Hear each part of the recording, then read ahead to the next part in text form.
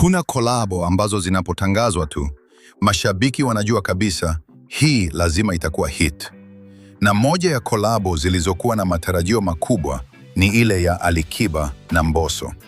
Majina makubwa, sauti kali na historia nzuri ya muziki. Lakini bado wimbo haukuweza kufikia ile level ya hit ambayo wengi walitegemea. Swali ni nini kilikosekana? Kwanza kabisa, tatizo linaanza na matarajio. Alikiba ni legend wa Bongo Flava. Ana history ya kutoa hits zisizosahaulika. Mbosso pia ni miongoni mwa wasanii wenye melody kali sana kwa sasa. Hivyo mashabiki walitegemea kitu cha kipekee sana. Labda wimbo wa mapenzi wenye hook kali, chorus inayokaa kichwani na vibe ya tofauti kabisa. Lakini kilichotoka kilikuwa kizuri, ila si cha kushangaza.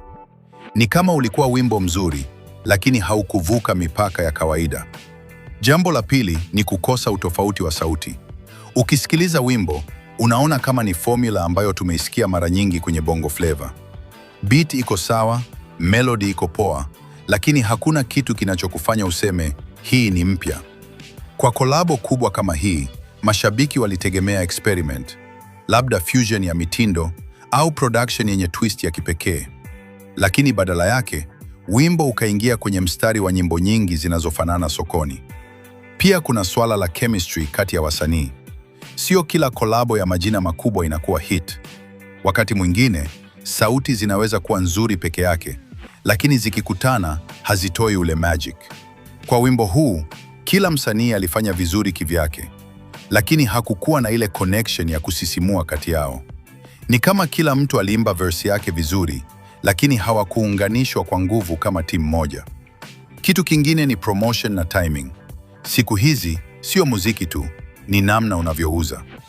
Kama promotion haijawa kubwa au ya kuvutia, hata wimbo mzuri unaweza kupita kimya. Pia timing ni muhimu.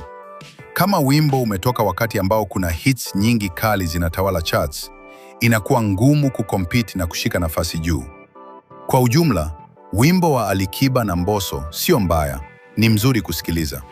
Lakini haukuwa na zile elements muhimu za kufanya uwe hit kubwa. Utofauti, chemistry kali na fakta ya kushangaza mashabiki. Na hii inaonyesha kitu muhimu sana kwenye muziki wa leo. Kuwa na majina makubwa haitoshi. Lazima utoe kitu ambacho kitawafanya watu wasimame na kusema, hii ni next level. Maoni yako ni yepi kuhusu huu wimbo mpya wa Mbosso na Alikiba?